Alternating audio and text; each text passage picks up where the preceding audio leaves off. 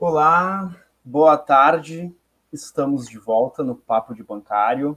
Hoje, segunda-feira, dia 29 de março de 2021. A gente pede licença, né, para as 312 mil famílias que hoje estão chorando, lamentando seus mortos, para a gente começar a retomar essas nossas lives. A gente pensou durante muito tempo, durante esse tempo que a gente ficou fora dessa frequência das lives, como retomar nesse Brasil que nós estamos hoje, de 312 mil mortos. Né? Mas a gente acha que precisamos, né, o Departamento de Saúde precisa, como agente responsável, trazer informações, colocar em discussão, um debate público que está acontecendo no nosso país, no nosso estado, nas nossas cidades, e por isso a gente retomou os papos de bancário. E hoje é a nossa retomada do ano de 2021 e a gente tem bastante coisas para conversar. E a nossa ideia hoje é fazer um bate-papo diferente, que a gente quer apresentar para todo mundo, todas as pessoas, todos os membros que fazem parte dessa rede de solidariedade dos bancários, que é o A Gente Se Cuida. Quero que vocês conheçam quem são as pessoas por trás desse papo de bancário e de todas as ações do A Gente Se Cuida. Tudo bom, Jacéia? Na medida do possível. Achei que tu não fosse me chamar, me dar boa noite, estava tão empolgado. Eu sei que a gente estava também com saudade de estar aqui, de conversar com os colegas, né? É um prazer estar de volta, é um prazer, é um momento também para nós alegre por estar de volta, mas a gente está carregando uma profunda tristeza. Eu acho que nesse país não tem quem não esteja carregando uma profunda tristeza por tudo que está acontecendo e que não poderia e nem deveria estar acontecendo, né? Não poderia estar. A gente vê o total descaso, né, do Estado todo, que o Estado brasileiro faliu, porque não está conseguindo cuidar dos seus cidadãos, né? A gente não, eu desafio aqui quem é que não conhece, não tem alguém, um amigo, um parente que já perdeu por Covid. Eu já tive primo, amigos, né? Então está realmente muito difícil, né? E quando a gente estava começando aí, André, tocando a nossa musiquinha, eu disse, é preciso, eu lembrando da letra, né, que diz, é preciso paz para poder sorrir, para poder sonhar, né? E tudo que a gente não está conseguindo nesse Brasil é ter paz agora, né? E a nossa tarefa de rebeldia é sobreviver, é ficar vivo. Essa é a nossa maior rebeldia nesse momento, na minha opinião. Já comecei emocionada, né? Eu acho que a gente, muito do que a gente veio pensando era como retomar, né? Como começar de novo, né? E eu acho que isso que tu falou, Jacé, é muito importante, é transformar o luto em verbo, né? Luto é verbo, lutar, né? Queria dar as boas-vindas aqui ao nosso primeiro telespectador, nosso primeiro ouvinte, que é o Carlos Renato. Bem-vindo, Carlos Renato, Luiz Fernando Trazel, a Kika, Raquel Ebert, bem-vindo, o Celso Leite, bem-vindo, Celso, Irã Duarte, a Sinara, Daniel Menezes. A Francine está nos ouvindo. A nossa Cláudia, Cristófoli, Beatriz, vamos ver quem mais, Carlos André, Fernando Morsolim, Maria Beatriz Pedó. Sejam todo mundo bem-vindo no nosso Papo de Bancário. Hoje a gente vai fazer uma conversa, hoje vai ser realmente uma roda de conversa, um bate-papo, que a gente quer justamente compartilhar essa tristeza, essa amargura. Estar juntos, né, André? A gente quer, de alguma forma, já que a gente não pode estar no dia a dia se vendo, se abraçando, aqui a gente sabe que está ali do outro lado, está a Marta nos vendo, então essa energia a gente está trocando com quem está nos assistindo ou quem vai assistir depois. Então, esse é um momento, eu acho que, para acalentar também nossos corações sofridos, né? É verdade, isso aí. E uma coisa que eu acho que é bem, talvez, importante, é que imaginam que alguém que está nos assistindo agora, ou que vai nos assistir depois, provavelmente a dor da perda ou o medo de perder alguém para essa doença que está atingindo todos nós é uma dor que está cada vez mais próximo, né? Hoje ela está espreitando todos nós e muitos, talvez aqui, inclusive, já tenham tido pessoas queridas que foram lamentavelmente vitimadas por isso. Então a gente precisa discutir, a gente precisa conversar, a gente precisa mostrar que a gente está juntos aqui, e acho que a grande questão que a gente quer hoje é mostrar e compartilhar com todo mundo e convidar todo mundo também a se envolver no que o Agente Se Cuida, né, o que o Departamento de Saúde, os sindicatos bancários de Porto Alegre está planejando para esse ano de 2021. Né? Então, acho que a gente, com certeza, tem pelo menos um caminho para transformar essa tristeza em indignação, em revolta produtiva, construtiva. Né? Então, Jacéia, vamos chamar? Hoje não são convidados, eles são partes disso. Eles são as pessoas que estão no dia a dia fazendo a saúde do trabalhador, do sindicato, estão no dia a dia ouvindo colegas, né, e tentando resolver problemas ou amenizar o sofrimento. E a gente vai chamar toda a nossa equipe que faz parte do projeto Se Cuida, né, que é um projeto do Departamento de Saúde do Sindicato dos Bancários de Porto Alegre, que tem por objetivo construir uma rede de solidariedade entre os bancários que estão lá no dia a dia nas agências, aqueles que estão afastados, onde a gente possa se identificar com um grupo único que busca, além do trabalho, né, se manter com saúde e lutando pela garantia dos seus direitos, lutando junto por um mundo melhor. Em resumo, assim, a gente é ambicioso, a gente quer um mundo melhor, né, André? Se não for para isso, não vale a pena começar, né, Jacéia? É verdade. Vamos chamar o Michel? O Michel. Bem-vindo, Michel. Antes de apresentar o Michel, eu vou dar uma notícia boa e uma notícia não tão boa, né? Mas que para a pessoa foi boa. Até março, quem operava o WhatsApp do Agente Se Cuida, né, que os bancários mandam mensagem, faz CAT, era a nossa querida Francine, né? A Fran. Todo mundo sabe quem é a Fran e da importância que ela teve, né? A Fran foi promovida, a Fran passou num concurso, né? Está trabalhando como assistente social em Bento Gonçalves. O pessoal que está lá em Bento com ela, com certeza, sim, estão recebendo a melhor profissional, a melhor assistente social do Rio Grande do Sul, para não dizer do Brasil, sabe? Porque ela é muito competente e ela vai fazer a diferença aonde ela estiver. E a notícia boa é que o Michel está trabalhando com a gente, né? Ele é a pecinha que está atrás do WhatsApp do Agente Se Cuida, que está nas reuniões, nas terças-feiras, nas quartas-feiras, debatendo com a gente as demandas da saúde e como resolver essas demandas, né? Seja muito bem-vindo, Michel, né? E eu acho que tu te apresenta o resto. Eu fiz o grosso da apresentação. Boa tarde a todos, pessoal, os bancários, colegas e toda a equipe do Departamento de Saúde. É um prazer estar podendo participar dessa live da equipe do Departamento de Saúde, aqui agora do outro lado da mesa, como bem diz o nosso doutor André Guerra, agora dando esse acolhimento para o bancário, que até pouco tempo eu era acolhido pelo Departamento de Saúde, e ao mesmo tempo que é um prazer poder estar trabalhando no Departamento de Saúde, também é uma responsabilidade muito grande, né, ainda mais em um momento tão difícil, onde o trabalhador está sendo tão atacado pelo poder público, que deveria estar nos ajudando agora, né?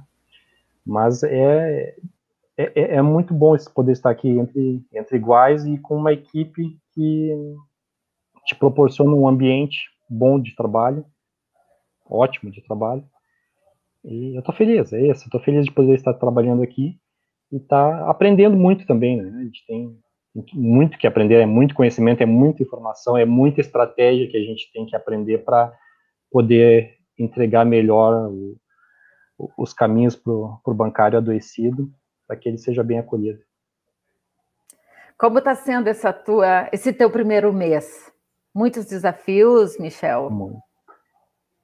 Muitos desafios. As 2 primeiras semanas eu acredito que foram as mais, vou usar essa palavra, as mais tensas, porque a responsabilidade é muito grande e a destreza que eu vejo a Jaceia, como coordenador do Departamento de Saúde, lidando com diversas situações, e aí quando a gente tem que assumir o papel de estar aconselhando o bancário e ajudando e assistindo, cada decisão que tu toma, existe todo um peso por trás, né? Existe toda uma responsabilidade. Então, mas ainda tem muito por aprender, mas tudo aquilo que a gente vai colocando em prática no dia a dia, eu procuro estar sempre buscando ajuda aí do nosso psicólogo André, da Jaceia, a Jamile, diretora do departamento, e aos poucos a gente vai aprendendo. A terceira semana começou a ficar um pouco mais leve, mas as 2 primeiras semanas estavam um pouco mais tensa pela responsabilidade de ajudar o bancário. Mas agora eu estou me soltando mais porque eu estou me vendo usando a minha experiência de bancário e enxergando muitas coisas de quem está chegando, agora está descendo pela primeira vez, infelizmente, mas e eu podendo ver aqueles caminhos que eu trilhei, eu podendo ajudar agora com o conhecimento do departamento, por tudo aquilo que eu já passei também. E sempre buscando a empatia, né, que é isso que a Jaceia e o André falam muito, que a gente tem que buscar sempre se colocar no lugar do bancário que está chegando, a bancária que está chegando pedindo essa ajuda, esse acolhimento. Michel, tu chega num momento que eu acho que é um momento que ninguém tem protocolos, né, de como lidar, que é essa pandemia. Então, chega num momento muito difícil, bastante delicado para todo mundo que lida com saúde, né? E eu acho que, ao mesmo tempo, é muito bom te ter aqui com a gente nesse momento, que para a gente aprender junto e inventar novas soluções, porque a gente vai precisar de muito esforço, né? A gente pensou, passamos quase 2 meses, né, André, o Michel, a Jamile, a Tchelle, a Fran, fazendo as reuniões assim, o que a gente vai falar? O que a gente vai comunicar para os bancários? O que a gente quer contar para eles? O que a gente quer dividir? O que a gente quer entender com os bancários, né? E aí nos veio muito a questão sempre da violência organizacional. Que a violência organizacional, ela é uma coisa, como o André falou lá no início, planejada, né? É para ser desse jeito. E eu acho que nesse ano de pandemia, a gente está vivendo uma violência no expoente maior, assim, muitas vezes mais tenso, né? Por quê? Porque o trabalho bancário ele já tinha uma característica de ser abusivo, né? Se a gente procura na lei lá o conceito para trabalho penoso, parece que está descrevendo o que é o trabalho bancário, né? E eu sei, Michel, que tu passou dentro do banco por um período que o trabalho foi muito penoso para ti, né? Essa tua experiência, tu acha que te ajuda a compreender melhor os bancários e poder dizer assim, eu te entendo e tem saída? Muito, e sabe que casualmente hoje aconteceu um atendimento de uma bancária que até então, essas semanas que eu venho trabalhando no Departamento de Saúde, me vendo muito com essa bagagem para poder ajudar o bancário, por ter passado por todas essas situações, ou muitas dessas situações que os bancários estão passando hoje. E hoje houve uma situação onde ela tem um agravante, ao meu ver, que foi uma bancária que ela está gestante, e ela me disse o seguinte, eu não sei o que acontece comigo, Michel, mas eu estou me sentindo culpada de estar afastado. E eu perguntei para ela, mas eu sei porque esse sentimento eu também já senti, a maioria dos bancários que se afasta sente também porque a gente sofre todo uma, né, sofre um condicionamento das grandes empresas, dos bancos, para acreditar que a gente tem que trabalhar mesmo doente. Mas para mim foi impressionante de ver uma bancária que está gestante e ela, mesmo assim, ela se sentindo no compromisso com o trabalho e não conseguindo se desvincular da responsabilidade do trabalho. Então, não falta a responsabilidade do bancário com o trabalho, né? O que falta é a responsabilidade do banco com a saúde do bancário e da bancária. E é o que falta nesse momento, onde o sindicato tem que fazer o acolhimento, porque o banco não faz esse acolhimento. Mas eu citei esse caso dessa bancária porque quanto mais a gente acha que tem o conhecimento para ajudar o bancário, mais novidades vêm chegando. E nesse caso, o quão grande pode ser a crueldade do banco em relação a um bancário, né? Uma bancária gestante e não tendo nenhum tipo de acolhimento de mega bancos que tem toda uma estrutura que poderiam amparar o seu funcionário, que é quem gera o seu capital, e não o fazem. Sabe, Michel, que uma das questões que a gente quer tratar aqui nessa live, a gente vai convidar todo mundo aqui para conversar, é sobre esse tema, então, que a gente quer trabalhar ao longo de todo o ano de 2021, que é a violência organizacional. O que a gente quer dizer com esse tema e por que é tão importante isso que tu falou para a gente abordar esse tema da violência organizacional? Que a gente percebe, trabalhando com os trabalhadores, trabalhando com a ponta, né, das pessoas que estão sofrendo no trabalho e por causa do seu trabalho, a gente vai percebendo que todas as histórias confluem umas com as outras. Ou seja, a gente atende pessoas de vários bancos, de bancos públicos, de bancos privados, pessoas jovens, pessoas mais velhas, pessoas que estão há pouco tempo no trabalho bancário, pessoas que estão há muito tempo no trabalho bancário, pessoas que trabalham com pessoa jurídica, pessoas que trabalham com pessoa física, enfim. As pessoas são muito diferentes, de realidades históricas muito diferentes, lidam com a sua vida e com o seu trabalho de formas muito diferentes. Mas o sofrimento delas é igual. E a pergunta é, como que isso pode? Como pode? O que há em comum entre todas essas pessoas tão diversas? O que há em comum entre todas essas pessoas tão diversas é a organização do trabalho em que elas estão inseridas. É isso que une o sofrimento de todas as pessoas, é a organização do trabalho. E a gente traz, então, esse tema da violência organizacional, porque nos é ensinado, direta e indiretamente, que a violência ela só existe quando ela é diretamente executada ou exercida de uma pessoa em relação a outra pessoa.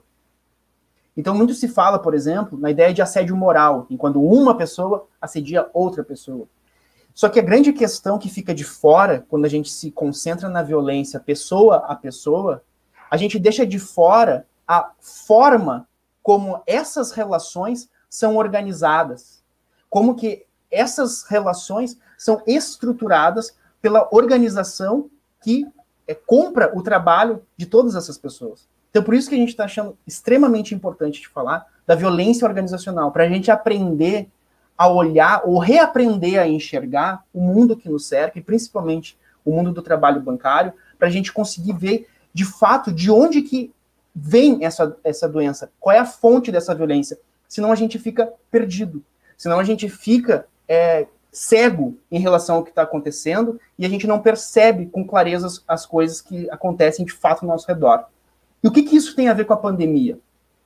Bom, aqui esse é o ponto central, que é a discussão que a gente quer trazer hoje para a gente conversar com todo mundo e depois a gente já pode chamar a Jamília. A gente vai deixar nos comentários desse vídeo ou aqui mesmo no chat um link de uma entrevista dada pela professora Deise Ventura ao Átila Yamarino, que é um pesquisador e também youtuber que está compartilhando muitas informações de alta qualidade sobre a situação da pandemia no Brasil. E nessa entrevista do Átila Yamarino com essa professora, Deise Ventura, ela é uma advogada e ela também é professora titular da Cátedra de Saúde Pública da USP.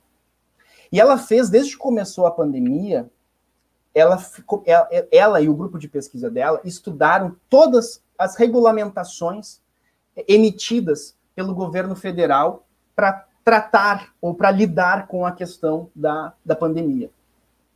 E o que ela percebeu, ela é assustador. Ela diz, nessa entrevista, que a gente não pode considerar o que está acontecendo no Brasil, o segundo país em número de mortos no mundo. Ela diz que a gente não pode considerar isso como mera incompetência. Não, não é mera incompetência. Isso é uma ação deliberada. A forma como o Brasil está conduzindo e conduziu a pandemia, e o ponto que nós chegamos hoje, com 312 mil mortos, isso é fruto de uma ação deliberada, ou seja, fruto de uma forma de organizar a forma de lidar com a pandemia. E da mesma forma que essa violência que está submetendo todos nós, cidadãos, a ela, isso também está dentro do local de trabalho. Não sei, Jacé, faz sentido isso que a gente está... Total sentido, né? Porque eu fico vendo que, com tudo isso que está acontecendo, o banqueiro não deixou de pressionar por meta, né? Outro dia eu ouvi o Mauro numa reunião e o Mauro dizia assim, eu já chego, tu estava falando da questão da organização, de que isso foi organizado, parece que essa desorganização, ela é uma desorganização organizada, né, que é para desestruturar. E aí a gente vê, além dessa violência que a gente já vem há anos tratando, dos assédios, da pressão por meta, das gestões assediadoras, a gente vê uma violência explícita, que é o risco de morte dentro do trabalho, né? O risco de morte. Agora há pouco me passaram aqui que até fevereiro, porque os bancos não abrem os números, não dizem quantos morreram, quantos contaminados, né? Mas um levantamento dos sindicatos na Caixa Federal até fevereiro tinha morrido 18 colegas, só na Caixa.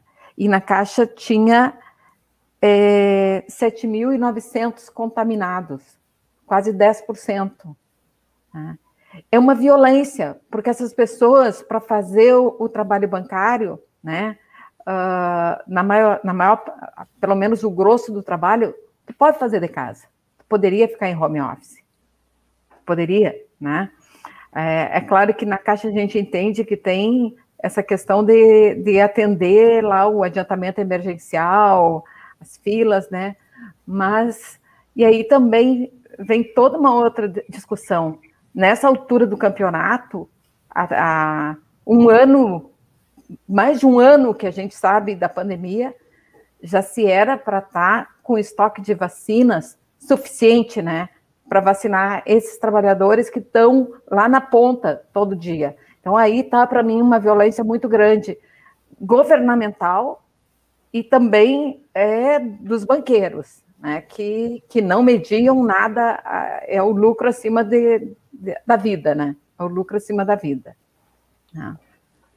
Vamos chamar, antes do... Michel, pode já falar isso daí, eu só vou pedir para a Jamile ir entrando, e aí já te passo a palavra. Bom, Jamile, bem-vinda. Estava acompanhando nossa discussão até aqui? Sim, estava ouvindo. Então, seja bem-vinda, nossa diretora do Departamento de Saúde dos Sindicatos Bancários de Porto Alegre. Então, eu interrompi o Michel, Jamile, vou devolver a palavra para ele, e aí depois tu já entra comentando a fala dele. Pode falar aí, Michel.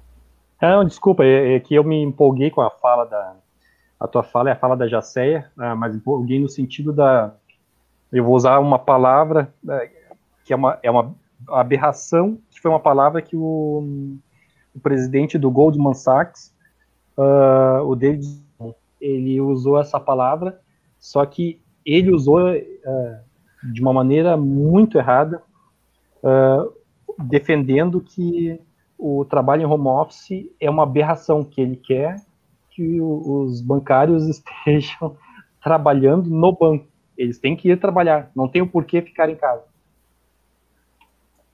Então a gente imagina um cara com o peso da palavra que tem um CEO do Goldman Sachs falar um absurdo desses, como não ficam os outros bancos menores se espelhando numa pessoa que fala tamanho absurdo? E aí a gente vê no Brasil também uma outra reportagem que eu estava buscando aqui, que eu vi ontem ainda, sobre os principais jornais do mundo estão falando do absurdo que nós estamos vivendo no Brasil, né? Que é quase que incompreensível um comportamento do governo em relação à população, que está esmagando, e a gente pode ser bem claro, é um comportamento genocida, né, com a população, porque não existe outra explicação para dizer o que está sendo feito. E grandes empresários estão apoiando esse comportamento, não se importando se vai morrer ou se não vai. A impressão que dá é que querem substituir, morreu, substitui, mas não deixa o capital parar de gerar dinheiro. E aí, Jamile, tá difícil 2021? Sim. Primeiro, eu só gostaria de dar a minha solidariedade a todas as pessoas que perderam amigos, parentes, né? Pessoas das suas relações. É um número grande de pessoas que eu tenho conversado, que têm perdido diariamente aí pessoas, inclusive nas redes sociais. Se a gente entra, um verdadeiro massacre de maldades, né?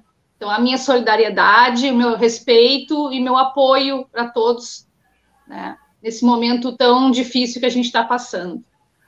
Né? Os bancários estão sendo vítimas desse massacre, né, André?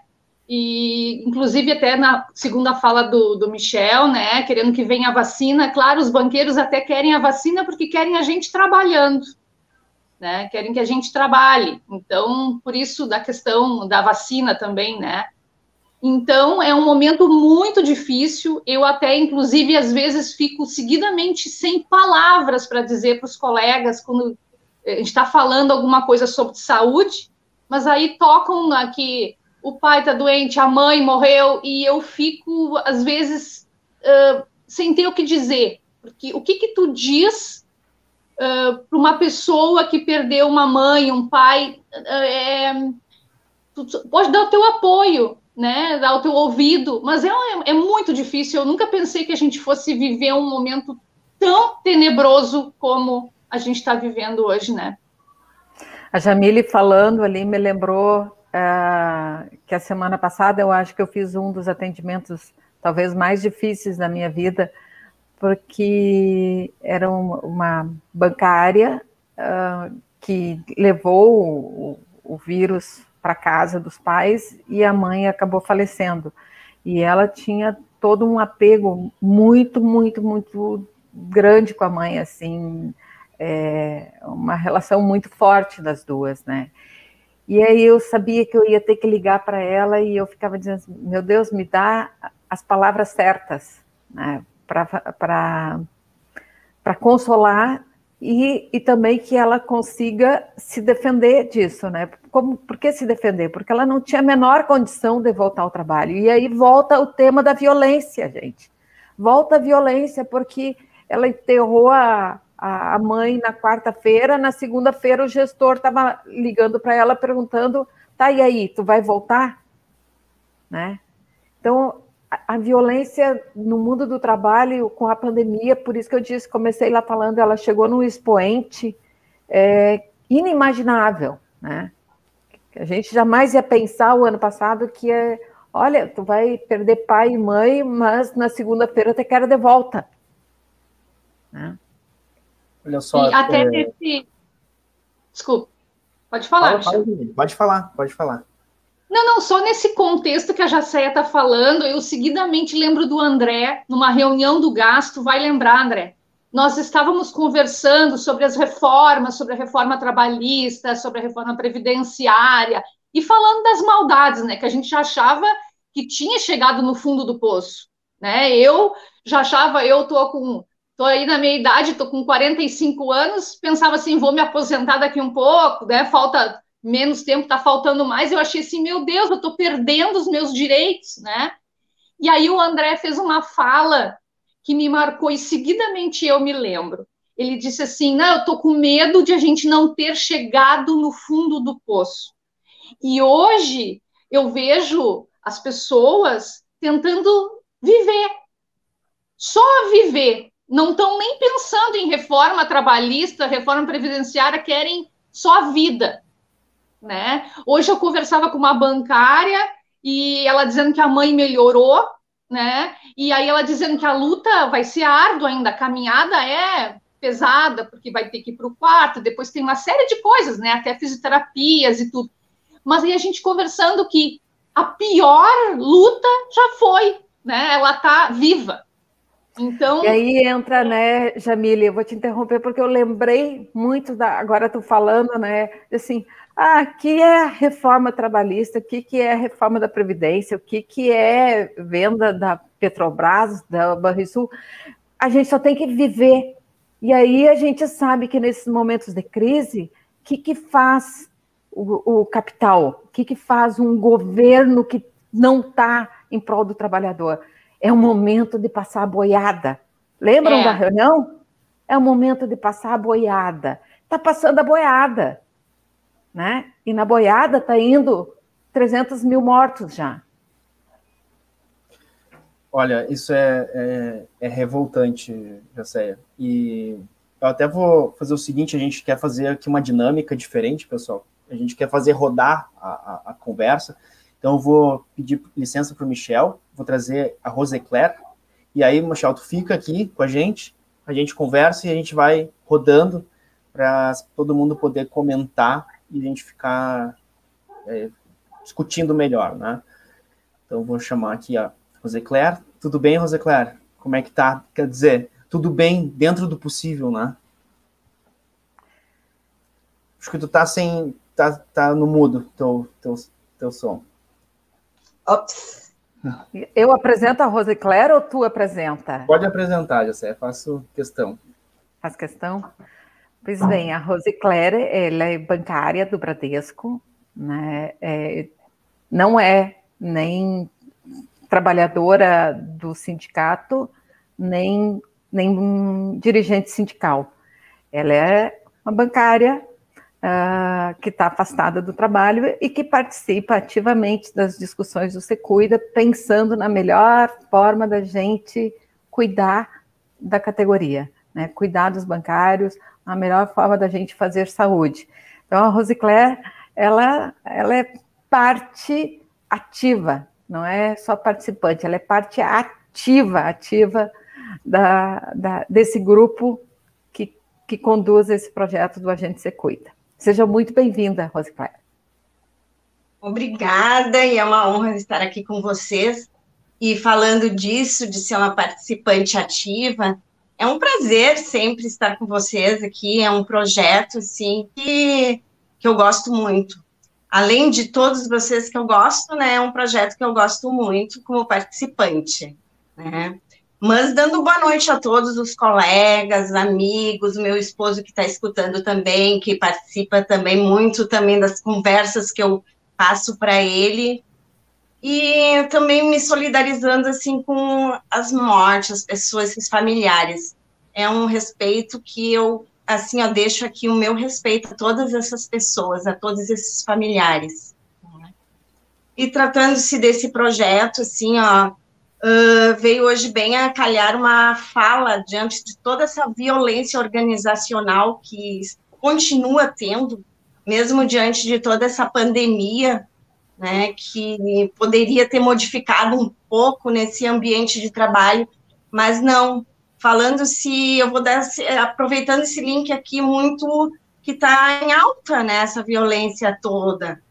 E hoje eu quero contar que veio assim, diante de tudo isso, que nós teríamos essa live falando sobre isso. Esse fato está quentinho, assim, que eu gostaria muito de estar compartilhando com vocês, né? Que é, ao mês passado, tu vê, mesmo assim, eu sou integrante do GAS, integrante ativa também, mas as pessoas me procuram, né? Os colegas antigos, os colegas estão no trabalho hoje na mesma agência, me procuram. E uma colega minha, que trabalhamos muitos anos juntos, me procurou, me ligou, que estava muito preocupada com uma outra colega. Eu gosto muito também, trabalhei com essa colega há bastante tempo também, é uma pessoa super competente, responsável. E ela veio ser transferida para cá, hoje está há 1 ano e pouco nessa agência. Né? E o que ela me fala? Eu só perguntei para ela assim, como tu está se ambientando nesse quase 1 ano, mas já sabendo que essa outra colega estava preocupada com ela, né? E ela me diz, eu estou me ambientando, mas só para tu ter uma base, de abril a agosto, que eu estou nessa agência, com toda essa pandemia, com toda essa cobrança, eu estou fazendo terapia, né? Em 3 meses eu já comecei a fazer terapia, né? Hoje eu estou fazendo terapia, mas tem uma colega que já está tomando um monte de antidepressivo. Mas vai se fazer o quê, né? A gente tem que se acostumar com tudo isso, né? Isso eu já passei muito por isso, eu já passei também. E aí vem essa fala aí que o André comentou, que ele vai passar o link para nós, né, dessa entrevista, né? Essa forma que a Ceia também falou, de como organizar tudo isso nesse momento. Isso é tudo muito triste, gente, toda essa cobrança de meta. Aí ela me disse que ela está se acostumando, está tentando se acostumar com essa forma dessas pessoas estarem organizando tudo isso. Né? Então, mesmo com toda essa pandemia, não baixou isso. Isso é muito triste. Tá? Rosicléra, a Ida Jaqueline Pellegrino mandou dizer, fala, grande Keia. Acho que tem uma fã aqui nos comentários. Nós né? Trabalhamos... Ela faz parte do nosso sindicato, né? E a Ida, boa noite, Ida, querida, né? Uma amiga também. E nós trabalhamos junto na época do Meridional, nós trabalhamos junto. Né? E hoje continuamos colegas bancárias, né? Para nós é muito significativo, né, André, né, Jamile? A Rosiclér está aqui com a gente, porque a gente quer que os bancários sejam agentes se cuida como a Rosiclér está sendo. Assim como a gente tem vários outros colegas, né, que a gente poderia citar aqui, o Carlos Renato, Carlos André, Raul, que participam também, a gente quer que os bancários entrem nessa rede, né, e que possam, assim, acolher o colega, escutar o colega, né, e trazer para o sindicato, trazer as demandas, ajudar na proteção e na vigilância da saúde dos bancários. Eu sou muito grata à tua participação ativa, Rosiclér. Eu gosto muito, gente, poder ajudar o nosso próximo, né? Não tem, assim, prazer, não tem não, né? Tem muito prazer, né? Mas, assim, a importância que tem, né? E o gostoso de estar podendo, assim, estar com o teu colega. E é muito legal ter a Rosiclér e porque, de fato, essa é a proposta do Se Cuida, né? Que a gente constitua uma rede de solidariedade de bancário para bancário, em que o departamento de saúde, em que o sindicato seja um intermediário, né, dessa relação, seja um facilitador dessa relação. E eu até, pensando nisso, pessoal, vou compartilhar de novo aqui nos comentários, no chat, na verdade, né, o link que a gente tem um grupo de notificações no WhatsApp, em que a gente compartilha todas as produções que a gente está fazendo. Então, quem quiser, é só clicar no link, já vai direto para o grupo. Não é um grupo de conversas, de discussões, é simplesmente para notificações, para que ninguém perca as lives ou outras atividades que a gente cria. Entra ali no link que a gente vai se reunindo. E, pessoal, uma coisa que eu queria apontar de novo, a partir disso que a Jacéia falou, dessa violência, que a Rosiclér trouxe, do absurdo que é isso. De novo, a entrevista da Daisy falando, né, sobre como que a gente está vivendo. A gente não pode tomar como uma incompetência. Não é incompetência, é competência, é planejado, é proposital.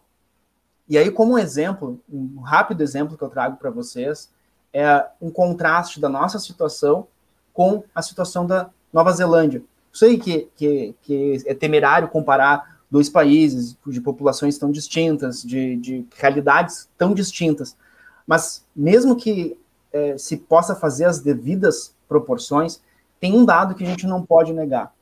Há um mês atrás, aproximadamente, a Nova Zelândia e a Austrália realizaram o primeiro show de rock para um público de mais de 30 mil pessoas, sem máscaras. Esses dois países estão no mesmo globo terrestre que nós. E o mais chocante, a Nova Zelândia teve, durante toda a pandemia, 26 mortos. Vocês não entenderam errado, eu vou repetir. A Nova Zelândia teve 26 mortos durante a pandemia. Então, pessoal, por mais que a gente faça todas as ressalvas, tem uma diferença. E qual é a diferença? A diferença é o projeto. É o projeto de país que existe em um e em outro. E eu vou trazer só uns dados sobre como é que a Nova Zelândia conseguiu fazer isso. Ela fez isso com fechamento severo nas primeiras manifestações da pandemia no país. Eles fecharam o país. Mas eles não passaram como o Brasil, que está há quase 2 anos passando períodos de semi-fechamento e períodos de semi-abertura. Não. Eles passaram 70 dias com confinamento severo. E quando eles reabriram, numa das cidades da Nova Zelândia, que é Auckland, que é a cidade mais populosa, teve um caso constatado. Eles constataram um caso. No momento que eles constataram esse um caso, eles fecharam a cidade durante 7 dias. E eles erradicaram, de forma endêmica, o vírus no país deles, a ponto de eles poderem fazer um show de rock sem máscara. E aí as pessoas vão dizer assim, bom, mas e a economia? Eu vou trazer um exemplo, guardadas as devidas proporções. Mas a Nova Zelândia, com tudo que eles fizeram, com todo o rigor que eles fizeram para fazer o lockdown de verdade, não isso que está sendo feito no nosso país, o PIB deles teve uma queda de 2,9% no ano de 2020. 2,9%. Sabe quanto que foi a queda do PIB do Brasil? 4,9%. Ou seja, o Brasil, supostamente, para defender a economia, destruiu a economia do país e está destruindo, hoje, 312 mil vidas, 312 mil famílias. E isso não vai acabar aqui. A gente vai chegar a 400 mil mortos e nós vamos passar dos 400 mil mortos. E a nossa economia está devastada e a nossa estrutura social está devastada. Isso não é um acidente, isso não é incompetência, isso é um projeto. E esse projeto, o que tem a ver com o que a gente está discutindo aqui da violência organizacional? A violência organizacional é isso. São os projetos que subjazem a forma como as nossas relações são organizadas no nosso local de trabalho, nas outras organizações da qual a gente faz parte. E é importante que a gente tenha clareza sobre isso, para que a gente possa, diante da tristeza, diante do sofrimento, a gente possa transformar isso em indignação. André, como eu gostaria que tu tivesse errado. Acho que vocês também, né, gurias? Não. A gente chega a ficar sem palavras, né? Quando a gente percebe que estão falando que o mais difícil ainda está para frente. Né? E nessa hora a gente volta à minha fala lá do início. Nossa tarefa maior é ficar vivos. E para ficar vivo, todo o cuidado possível, né? Vamos passar aqui, tem que lembrar sempre quem não tem a máscara, a N95, que é aquela que filtra melhor, 2 máscaras cirúrgicas, máscara de pano não é segura para essa cepa, álcool gel, né? Sair só o necessário, o extremamente necessário, gente. Higienizar o tempo inteiro, mãos, se está na rua, né? A gente sabe que eu digo assim, não sei se eu sei, mas eu imagino que talvez uma hora o vírus me pegue, né? Mas eu vou dar trabalho para ele.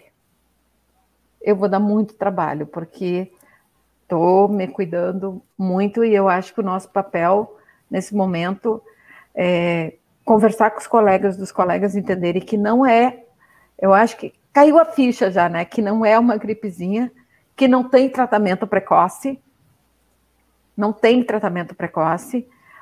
Hoje, uma colega do gás perdeu a irmã de 36 anos em 2 dias. 2 dias que descobriu que apareceu o Covid e não teve chance nenhuma. 2 dias, né? Então, vamos ficar bem, ficar mais juntos, conversarmos mais, porque eu acho que isso garante também a nossa saúde mental, né? Enquanto a gente está aqui... Fala, só complementando, já sei que quando estava falando, estava me lembrando. Quando começou a pandemia, a gente ainda fazia visitas nos locais de trabalho, tudo, e a gente tinha que falar para os colegas usarem a máscara, né? Eles não estavam querendo usar a máscara antes de começar o trabalho, antes das 10 e depois das 4, faziam confraternização às vezes e tudo. E então a gente tinha que dizer, claro, de uma forma delicada, mas cadê a máscara? E a máscara, sabe? Hoje tu não precisa mais estar dizendo, eu acho que as pessoas tomaram consciência, não só a nossa categoria, mas as pessoas estão usando máscara, né? Só que a questão da Covid, dessa pandemia toda, tomou uma proporção tão grande que agora a gente já começa a refletir outras coisas, que isso não deveria ter acontecido, né? Que um massacre um país deste tamanho, era para ter feito um comitê logo que começou, com pessoas estruturadas, com médicos capacitados, né, que a gente tem, né, ter confiado na ciência, né, nas universidades públicas que formam excelentes profissionais. Então, pessoal, eu fico pensando, o voto, ele tem consequência. E, infelizmente, nós estamos nesse horror, né, que às vezes eu me deparo e penso que é um filme de terror. Agora as pessoas mais conscientes, mas nós estamos, assim, num caos tão grande tentando viver, né?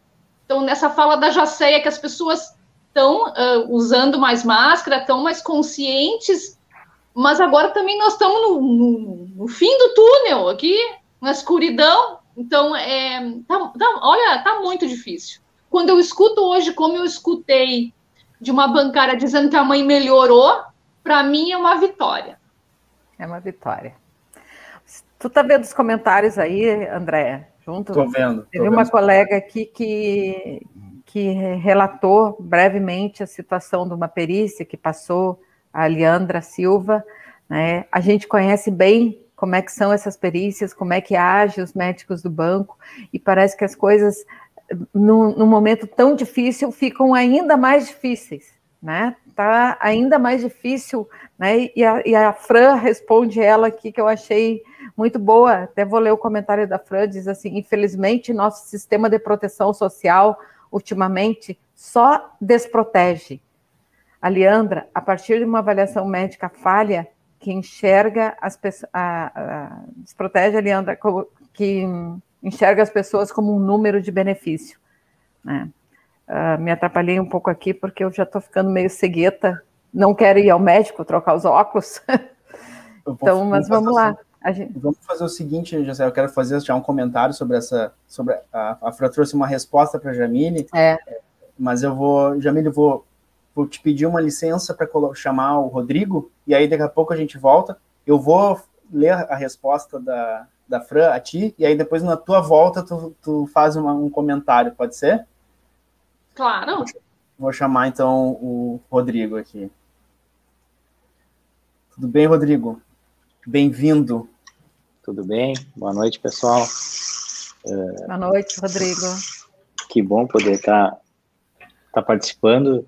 Eu estou achando super legal essa nossa live, porque ela é bem interativa e está todo mundo participando ao mesmo tempo, então eu acho que essa pode ser considerada uma live coletiva, né? E tudo que é no coletivo é melhor. Mas no relativo à pandemia, quando a Jacéia diz... Na verdade, eu me sinto contemplado pela fala de todos vocês. Eu acho que falaram tudo que eu imaginava, assim, em termos de poder trazer alguma novidade. Mas quando a Jacéia diz ali que precisa amor para poder florir, que inclusive é um tema, fala na música, isso. Então, o momento que a gente está vivendo, ele é tão difícil e são tantos espinhos, tantos cactos, que é preciso muito, mas muito amor mesmo para a gente poder florir, não é? Então, no tocante ao que está acontecendo com a pandemia, eu tenho visto alguns especialistas até têm dito que de cada 4 pessoas que morreram, 3 poderiam ter sido evitadas até agora no Brasil. Então, quando eu penso nisso, eu acho que é uma coisa muito chocante. E aí eu descobri também que Hiroshima e Nagasaki, que era um cenário de guerra, morreram 180 mil pessoas. A gente já passou de 310 mil, pessoal. Então, quando o André fala que isso é um projeto genocida, que na real é isso que eu entendo, a linguagem subliminar é essa, ele é um projeto genocida, porque é inacreditável, mas quantas pessoas vão precisar morrer ainda, né? Vários especialistas demonstrando com muita tristeza e não é por falta de aviso. E o Brasil, ele tem uma diferença em relação aos outros países que é pior ainda, que agrava mais ainda, porque a gente está tendo a oportunidade de ver o que aconteceu já nos outros países. A gente tem a oportunidade de olhar pela janela da televisão e ver quantas pessoas já morreram lá e aonde que funcionou e qual é a estratégia que funcionou. Então, eu fico muito chocado quando eu ouço os especialistas dizer, olha, se usar máscara, manter o distanciamento com medidas básicas, já poderia ter evitado muitas mortes. Então, eu acho que realmente esse é um projeto, infelizmente, é um projeto genocida. E eu acho Rodrigo, que a gente ainda... Eu não te apresentei no início, desculpa, mas depois a gente comenta mais um pouquinho. Mas tu está falando e eu estou pensando aqui, que tu diz assim, o Brasil ele tem uma largada na frente, porque ele já tinha, né, o que tu está falando. Exatamente. E além disso, o Brasil tinha, pelo menos, o maior sistema de vacinação do mundo. Um sistema único de saúde considerado com todas as deficiências, as debilidades que a gente conhece aqui. O Visa é sensacional, né? Mas o que talvez nos trouxe até aqui agora, e não estava morrendo 300 mil ano passado, foi a capacidade do SUS de segurar, né? De segurar hospitais com 100% de ocupação, né? Só que os profissionais de saúde, eles são pessoas, eles são seres humanos, eles não trabalham 24 horas, eles precisam, né, do descanso, e aí a gente vê o esgotamento disso tudo, né? Desculpa te interromper, mas eu ia passar essa de que quando tu disse que a gente tinha uma largada na frente. Claro, é um bate-papo, né? Eu acho que a gente pode pegar os links e ir trocando ideias, porque às vezes dá uns insights, eu também às vezes interrompo porque eu lembro de alguma coisa, né? Mas no relativo à pandemia, eu acho que não há mais muito o que falar, o que a gente precisa é de atitude, né? A gente precisa acabar ontem com esse genocídio, não dá mais. Eu acho que todo mundo que está aqui concorda isso comigo, né? Acho que isso é um consenso, né? E no relativo à violência organizacional, eu fico refletindo e fico pensando, né? Houve tanta luta desde a Revolução Industrial, desde o Taylorismo, do Fordismo. Então, o movimento sindical, ele travou tantas batalhas, houve tanta resiliência, houve tanta luta para a gente conquistar direitos que a nossa categoria tem e que eles não foram dados de mão beijada, que os banqueiros não nos deram porque gostavam da nossa carinha, né? Que foi por muita luta sindical que a gente conseguiu chegar e ter hoje a nossa convenção coletiva, com os direitos que nós temos, estão sob ameaça.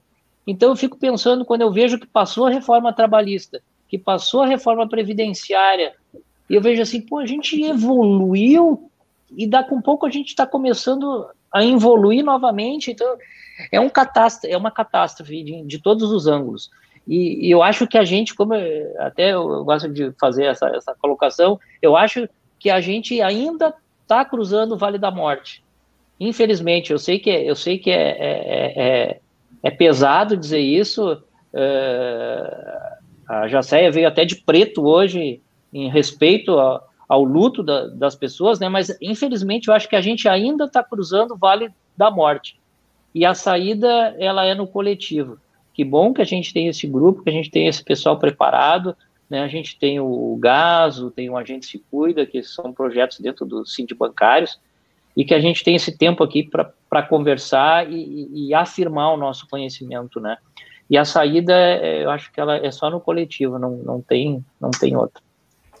Rodrigo, eu conheci o Rodrigo uns 10 anos atrás. Tu quer falar, André? Daí depois apresenta o Rodrigo, que depois eu vou passar a palavra para você, Claire. Que como é um bate-papo, a gente vai assim... Sim. Primeiro fala, depois a gente diz quem é, né? É tranquilo, né? Mas vale o Rodrigo, o pessoal que está aqui nos ouvindo, eu acho que a grande maioria conhece, mas o Rodrigo é um bancário que trabalha no Itaú, né? E que o ano passado veio engrossar a diretoria, reforçar a diretoria dos sindicatos bancários. E o Rodrigo, ele também é uma das pessoas, assim como a Rosicler, que eu ficava bastante no atendimento lá, quando era presencial, e fico bastante no atendimento aqui, junto com o André agora, com a Fran, com a Sinara.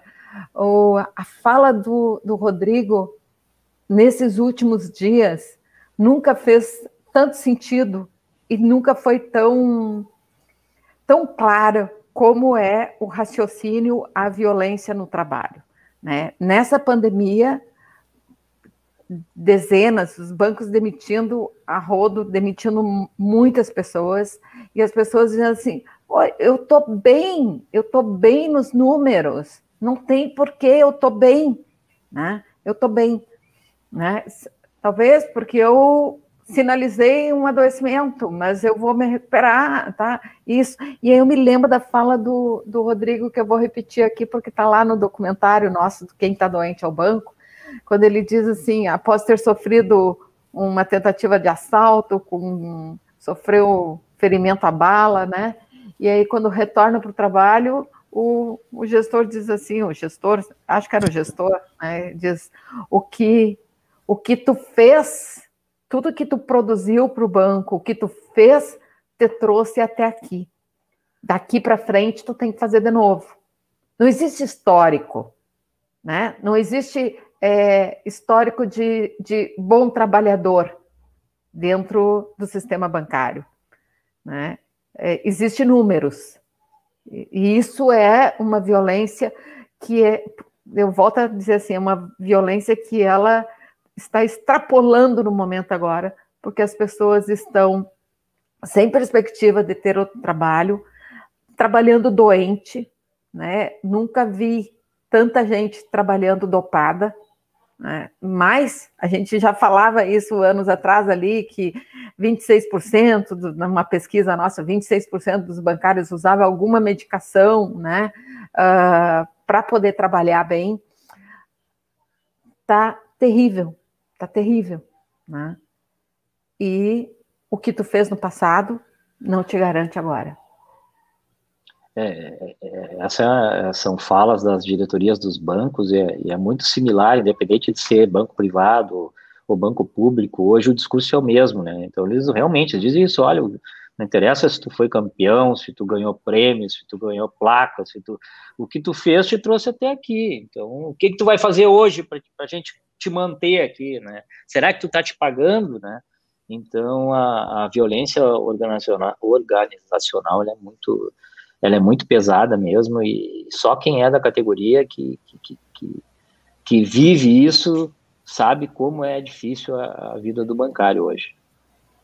Isso tá na fala tua, tá na minha fala lá, se tu for buscar nosso histórico, mas no momento que tu bota um atestado, não interessa se anos atrás, como aconteceu comigo, as minhas consultas médicas, emergências, eram tudo pós-trabalho, ficava ali aguentando até o finalzinho para poder. E aí, no momento que tu bota um atestado, não interessa se teu histórico teve de quase 30 anos atrás de nunca ter botado um atestado, porque tu ia fora do teu horário. E hoje vem essa menina, essa colega querida, vem contar, repetindo a mesma história que já aconteceu há mais anos atrás conosco, né? E vindo essa violência toda, né? É muito triste.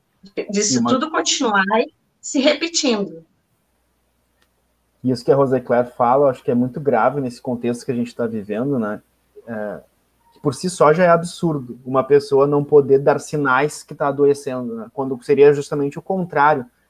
Que o certo seria que a pessoa realmente não precisasse dar sinais para que tu pudesse intervir antes que o adoecimento acontecesse, seja um adoecimento físico, seja um adoecimento psíquico. Mas agora, com a pandemia, e eu acho até que a Jacé talvez tenha algum relato que ela poderia dar nisso, o que a gente está falando, pessoal, são pessoas, e claro, dentro da categoria bancária isso é real, mas dentro de outras categorias isso também é real, que é o seguinte: a pessoa, por medo de ser despedida, ela não revela que está contaminada. Porque se ela disser que está contaminada, ela pode perder o emprego dela. Então, ela acaba se tornando um vetor de contaminação, sabe-se lá para quantas pessoas. Dentre essas pessoas, por exemplo, pode estar motoristas de ônibus, de transporte coletivo, que não revelam que estão doentes com medo da demissão. Ou seja, o medo, dentro de uma organização violenta, ele é utilizado como forma de docilização das pessoas. É o terrorismo para que as pessoas produzam da forma como deve ser produzido. E as pessoas não percebem isso. As pessoas não percebem. E a gente precisa abrir os nossos olhos para isso. Tem alguma experiência por isso? André, tenho. E aí a gente vê que é a violência gerando mais violência, porque o medo da demissão, as pessoas muitas vezes têm receio de falar que está doente pelo medo da demissão. Agora, tu está passando um outro tipo de medo, além da demissão. Tu está passando o medo de morrer, de pegar o vírus e de tu agravar e tu não resistir. Me lembro da fala da Maria Beatriz, que foi demitida estando com Covid, estando sintomática do Covid, estando doente, usando antibiótico, foi demitida dessa forma. O sindicato agiu, conseguiu eliminar, anulou a demissão, cuidamos bem dela, mas eu me lembro da fala dela que ela disse que ela se sentia como se fosse pulando, cada dia que passava, pulando em cima de uma cova, como se fosse o último. A sensação era de morte. Então as pessoas têm o medo da demissão, o medo do Covid, né? Eu lembro o ano passado também que eu atendi um colega do Bradesco que chegou para mim na minha sala. Eu estava, nesse período, a gente estava conseguindo fazer alguns atendimentos presenciais, chegou e passou para mim o resultado do exame que ele tinha acabado de pegar na farmácia. positivo. E eu disse, mas como é que tu estava trabalhando se tu está positivo? Porque ele foi demitido de manhã na agência, saiu da agência, passou na farmácia, fez o teste, disse assim, porque tem que trabalhar, né? Porque senão vou ser demitido.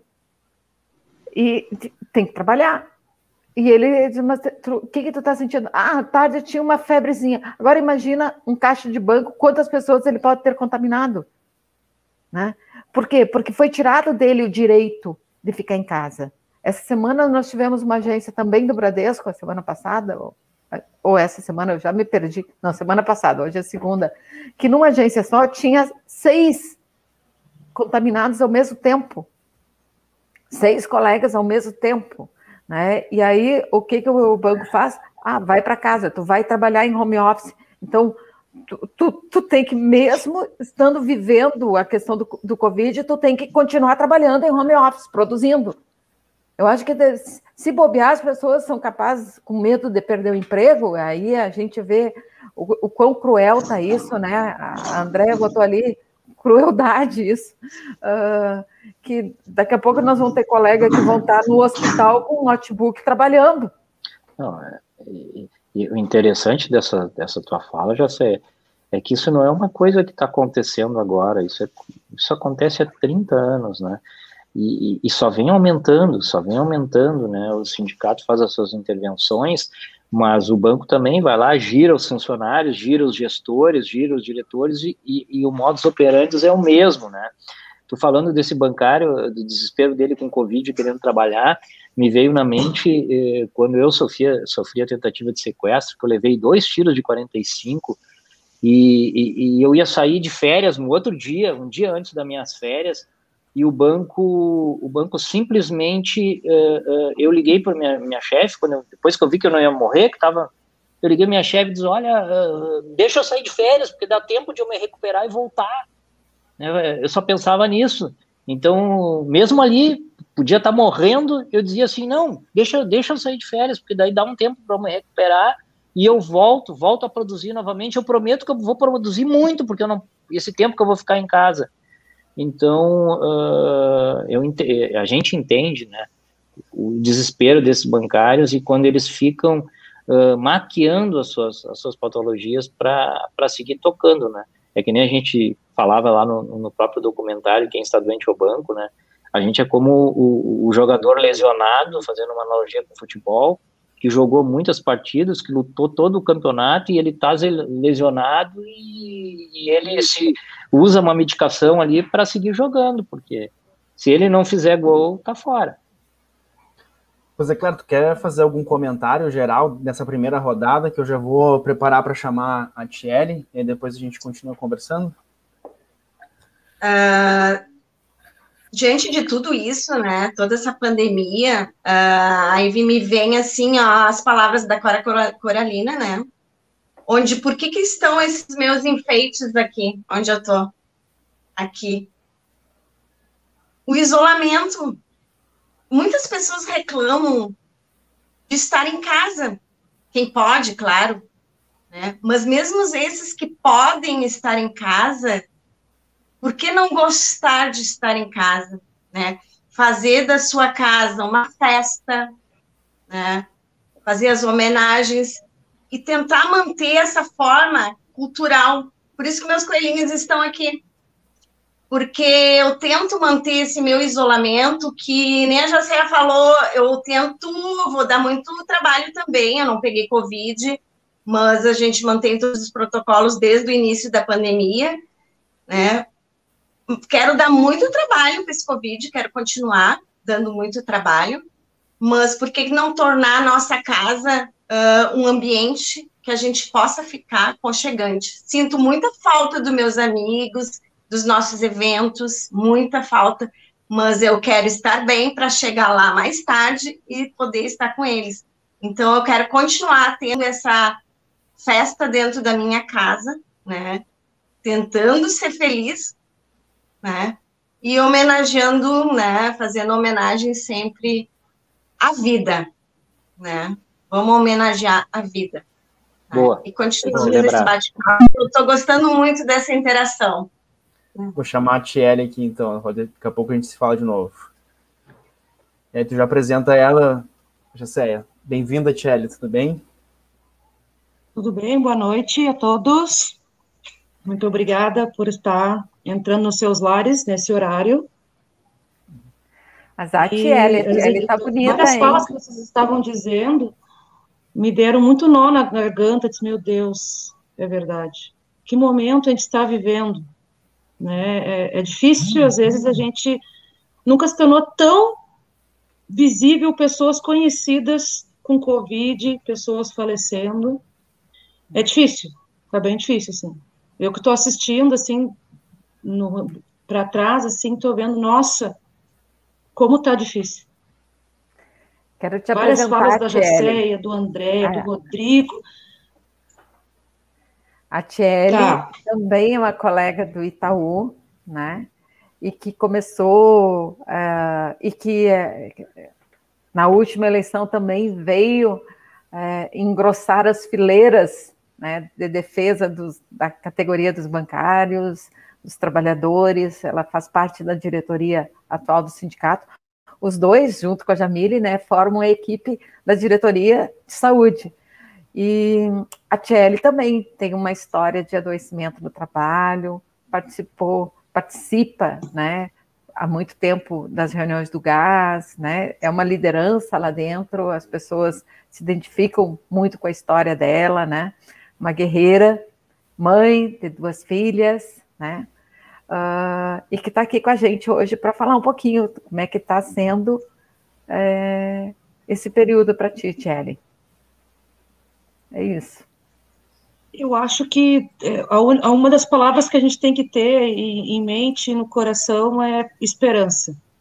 O que eu estou procurando todos os dias me acordar é que eu tenho que ter esperança.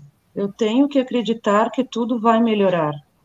Apesar de que cada dia as coisas parecem estar piorando, mas eu procuro passar para os meus filhos e passo para as pessoas com quem eu converso que a gente precisa ter esperança, a gente precisa acreditar.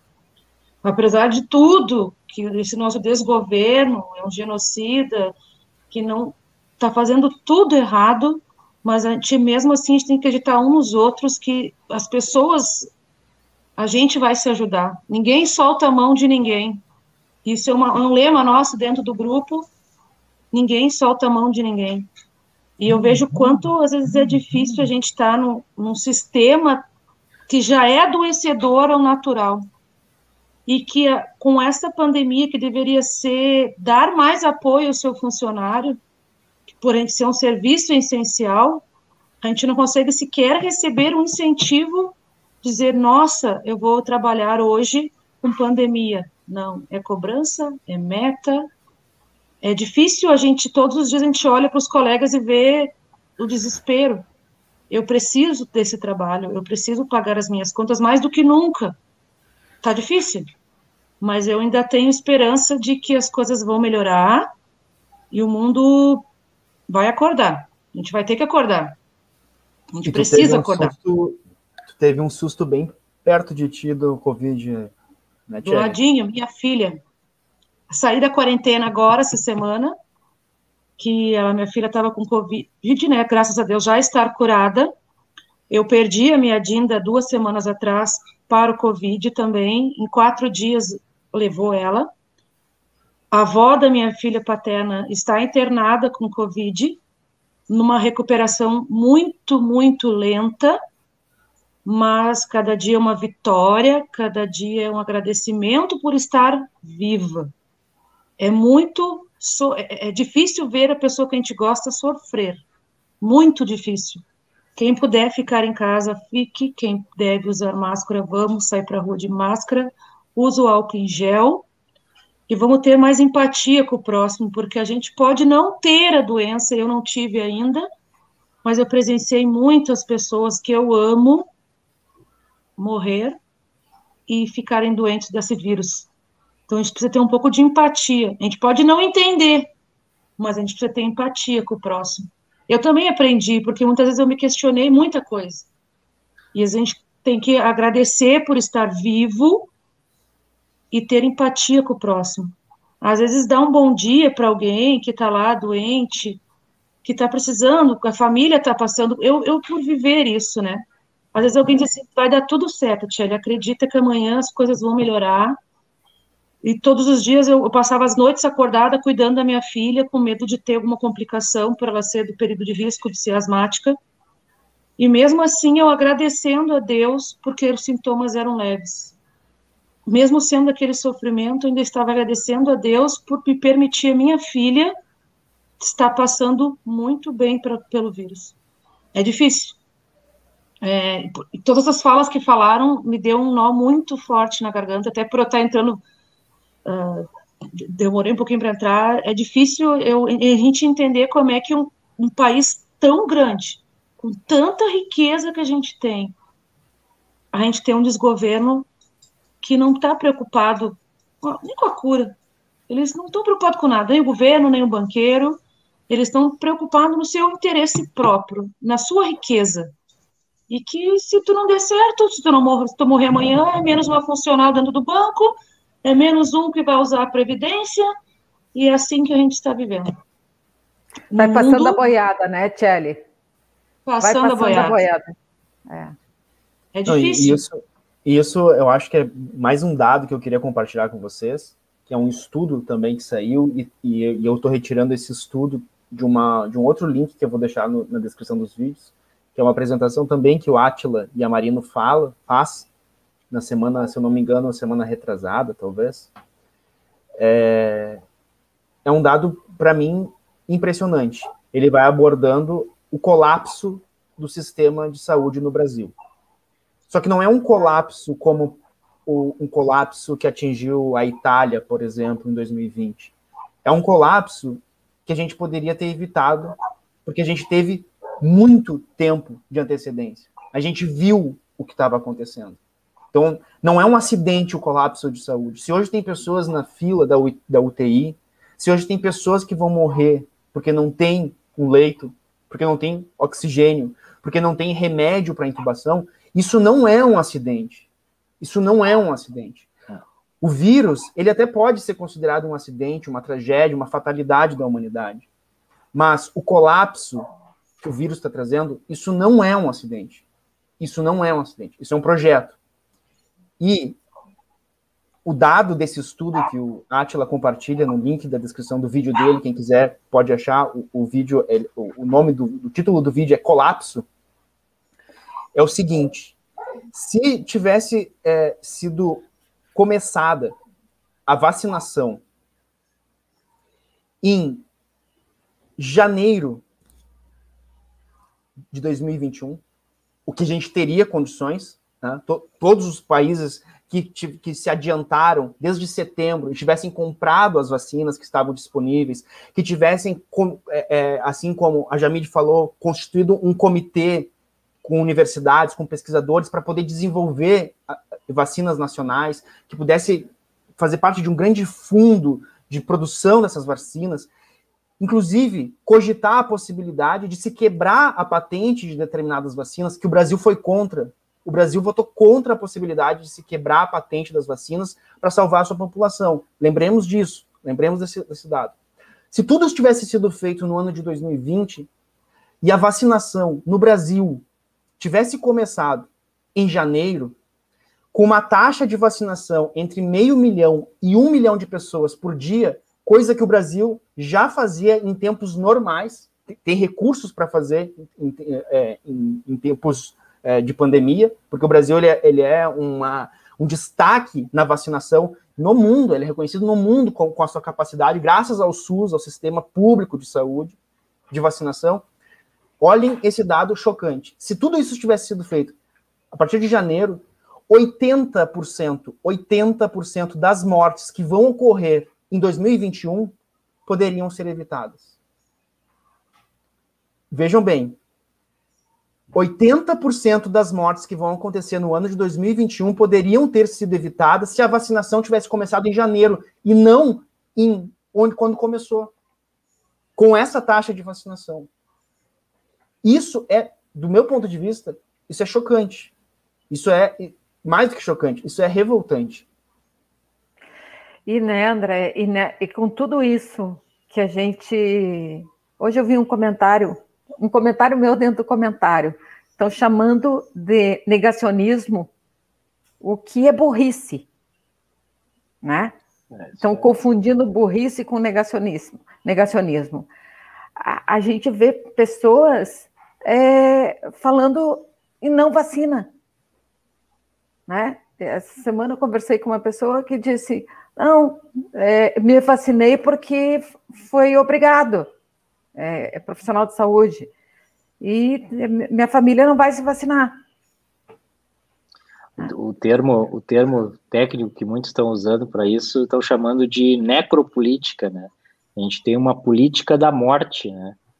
E fazer um paralelo com essa colocação do André, daria para dizer que a gente é um carro que subiu nos trilhos e a gente olha pelo retrovisor e está vendo lá atrás vindo um trem-bala e bastaria a gente sair para a direita ou sair para a esquerda que a gente se livrava do acidente, mas a gente optou e está optando pela necropolítica. E tem uma coisa aí muito, muito grave, que é a questão que as pessoas jamais vão esquecer isso, né? As pessoas que perderam familiares, amigos, isso é uma coisa que vai ficar para sempre, é uma dor que elas nunca vão esquecer, e sempre quando elas olharem para trás, elas vão se lembrar quem foi a favor e quem foi contra. Eu até queria compartilhar aqui um comentário da Leandra Silva, que ele vai bem ao encontro para a gente entender como que está a realidade do nosso país, e essa realidade a gente não pode esquecer, que a gente está tendo exemplos péssimos de quem deveria dar o exemplo correto. Ela traz aqui, ó, que um dos motivos que ela procurou o sindicato foi o descaso do banco com a limpeza na empresa que ela trabalhava, na empresa onde tem a agência dela, na Sogil, pois uma pessoa da própria empresa limpava uma vez por semana, a limpeza de uma vez por semana. Então, assim, é isso que está acontecendo. As pessoas, de forma alguma, querem lockdown, de forma alguma querem medidas de distanciamento, de forma alguma querem vacinas, e de forma alguma querem tornar o ambiente minimamente suportável para as pessoas. Se a gente estivesse numa sociedade que estivesse cumprindo protocolo, ao menos cumprindo os protocolos de segurança, nem isso está sendo feito, pessoal. Nem isso está sendo feito. As pessoas estão, de fato, teve uma carta do Leonardo Boff e outros intelectuais, escrita em inglês, para divulgar para o exterior, em que eles diziam assim, o Brasil virou uma câmara de gás a céu aberto. E é isso que está acontecendo. Qual é o cabimento de um trabalhador que precisa do seu trabalho para sobreviver, para sustentar a sua família, ser obrigado a ir para um local de trabalho que não lhe fornece nenhuma segurança. Nenhuma segurança. Nada. E uma coisa que ficou, para mim, que é muito chocante, desse medo de tu ser contaminado, né, evidentemente, de tu contaminar outras pessoas, mas imagine o medo de tu levar isso para dentro da tua casa. Tu ser responsável, tu se sentir responsável, e isso vai acontecer. As pessoas vão se sentir responsáveis pela morte dos seus entes queridos, porque elas vão considerar que eu levei o vírus. Isso está errado, pessoal. Não sou eu que estou levando o vírus, a menos é claro, que façamos parte dessas pessoas que estão deliberadamente se contaminando e contaminando os outros. Mas caso contrário, as pessoas que estão tentando, na medida do possível, na medida do esforço individual, não se contaminar e não contaminar os outros, essas pessoas não podem se sentir responsáveis por, eventualmente, pessoas do seu círculo se contaminarem, pessoas que estão isoladas, por exemplo, se contaminarem. A responsabilidade não é individual, a responsabilidade é dessa estrutura que organiza essas relações. Por isso, de novo, a violência, ela nunca é totalmente individual. A violência sempre tem um componente organizacional. E isso é muito, muito chocante. Difícil.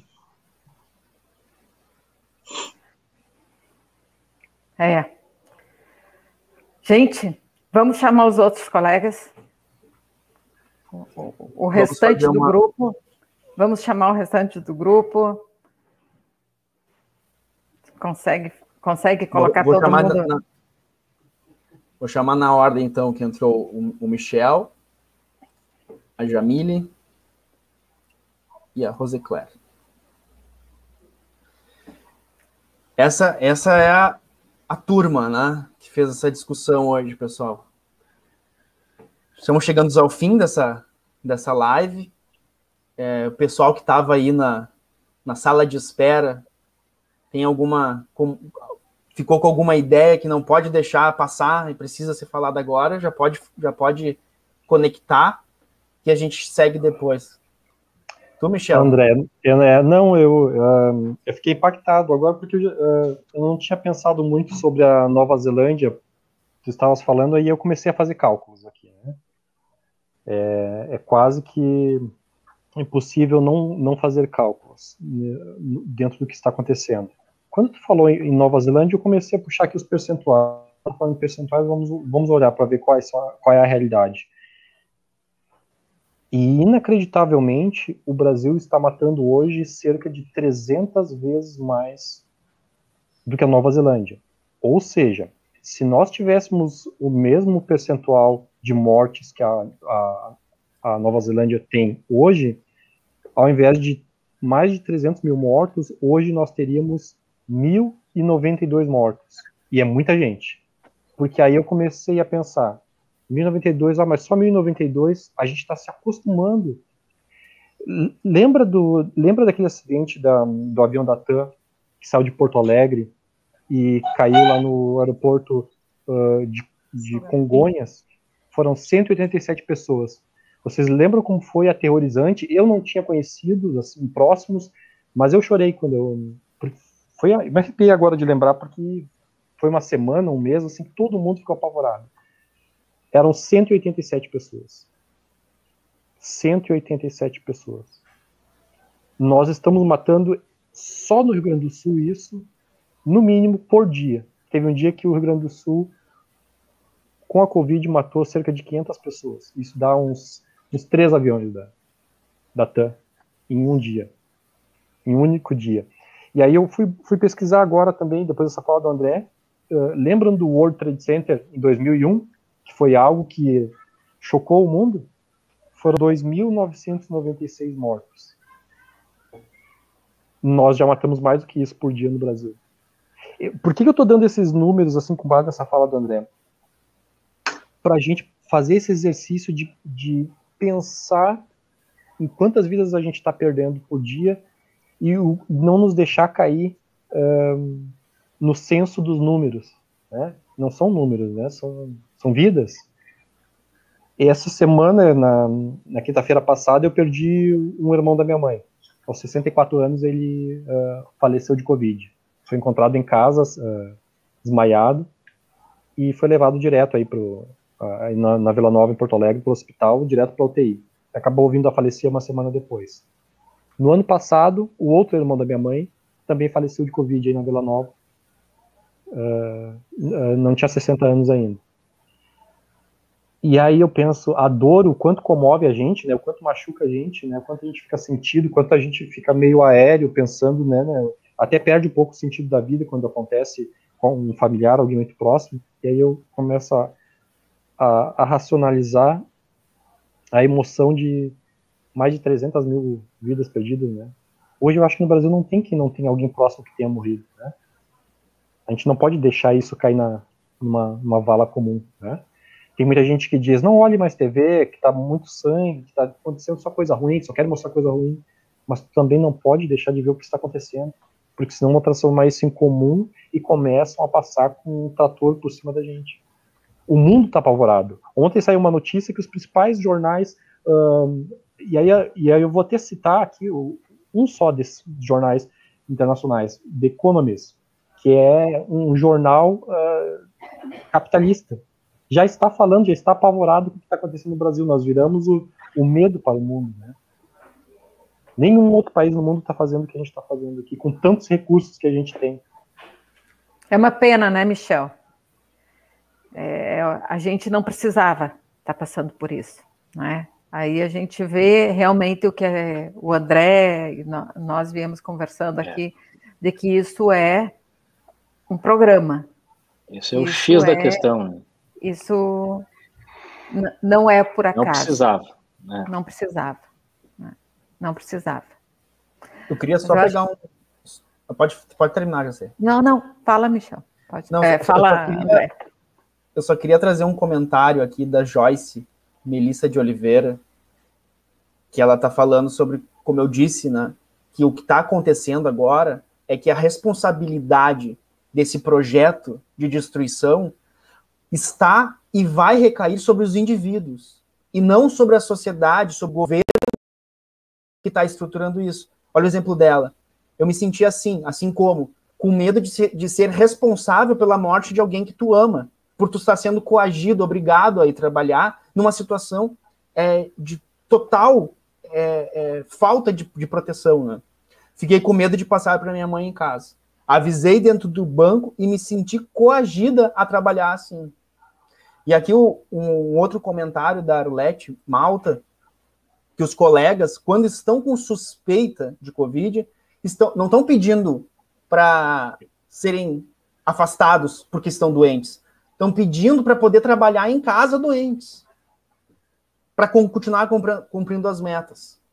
E não estão nem comunicando o seu adoecimento. Ou seja, mais uma informação. É aterrador, Michel, que o Brasil esteja com 316 mil mortos. É aterrador. Mas isso talvez represente uma fração dos da real quantidade de mortos pelo Covid, devido a uma outra ação criminosa, que é a falta de testes. Os testes, eles são tão importantes quanto as vacinas. Vocês imaginam quanto custa um teste hoje? Quem é que vai, numa situação de economia destruída como a gente tem, vai reservar 100, 200 reais, que talvez não tenha, porque já é quase maior do que o auxílio emergencial que está sendo dado agora, para fazer um teste? A pessoa não vai usar esse dinheiro para fazer um teste privado. Ela vai usar esse dinheiro para comer. Os testes deveriam estar em cada esquina. As pessoas deveriam estar sendo testadas. E elas não estão.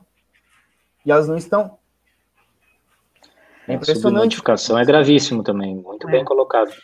Não sei, a Jamile, a Tchelle, a Rosicler querem fazer mais algum comentário, porque a gente está chegando na parte final da nossa live. Hoje a gente estendeu um pouquinho mais, porque o tema é pesado, a gente não pode não falar sobre isso, né? E tá com vocês aí, gurias, se vocês querem fazer mais algum comentário. O Rodrigo também, que é o... Tranquilo, acho que foi contemplado, acho que todo mundo aqui. Vai lá, Janine. Eu acho que a gente já falou praticamente tudo, né? Muitas coisas que vinham na minha cabeça, né? Algum colega aqui acabava falando. Eu acho que a gente tem que cada vez mais nos unir, pensar mais no coletivo do que no individual. E como a gente sempre fala, né? Nunca foi tão importante o sindicato, nunca foi tão importante a gente ter uma categoria unida, né? Então, os sindicatos bancários têm todos os canais para fazer as denúncias, né? Agora a gente próprio vai continuar com as lives, a gente sempre tem os projetos. Começamos agora na sexta-feira para dar dicas, né? Dicas de quem quiser. O Rodrigo deu dicas de filme. Então, para as pessoas interagirem conosco. O Gás também conseguindo ainda continuar todas as quartas-feiras, mesmo online. Então, a gente tem todo um trabalho, o sindicato não parou. Então, é importante a gente continuar juntos, unidos, né? Entristecidos, né? Com tudo isso que aconteceu, com esse massacre todo que está continuando aí, mas unidos, juntos, com empatia com os colegas que estão nas agências, né, com os que estão em home office. Então, seria basicamente isso, né, com tudo que a gente já falou aqui na live. A gente vai deixar aqui o reforço para convidar os colegas bancários que estão assistindo, né?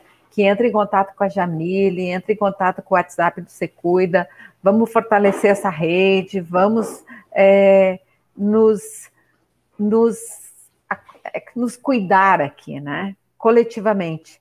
Como diz o André, essa conta não pode cair na responsabilização de tu levou o vírus, tu pegou o vírus, tu não te cuidou.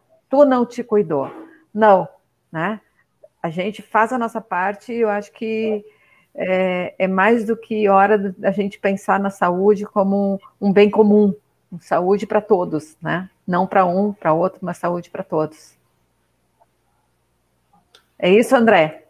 É isso aí, Gessé. O último comentário aqui da Andréa Ventura, ela disse que em 2020 foi para o home office e somente 3 vezes, ou seja, o banco não está cumprindo com 50% dos funcionários em home office. O rodízio não existe. Então é isso, pessoal. A gente, apoiando essa fala da Jacéia, o que a gente quer com esse ano, reforçando, o que a gente quer ao longo desse ano trabalhar? A gente quer sensibilizar todo mundo para que a gente consiga enxergar as coisas que a gente não vê, que em todas as tragédias, em todas as violências, há uma sistemática. Elas não são acidentes, elas não são fatalidades, elas não são coisas que acontecem meramente de forma individual.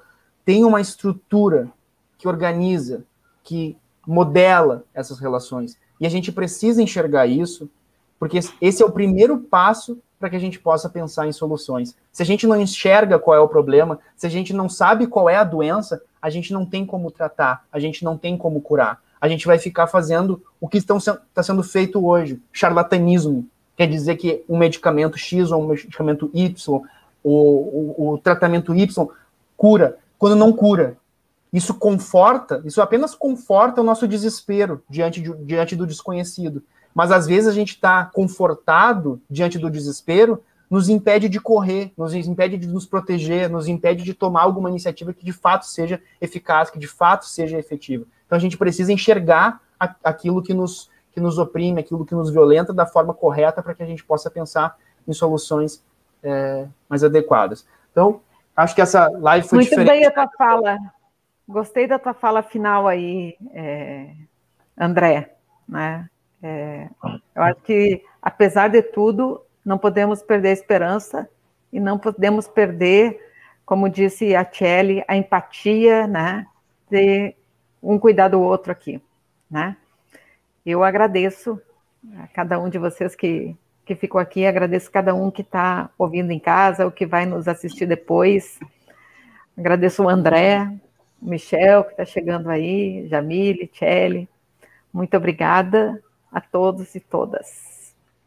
Então tá, pessoal, ficamos por aqui. Até a próxima. Boa noite a todos. Boa noite, se cuidem. Boa noite. E vidas importam, né?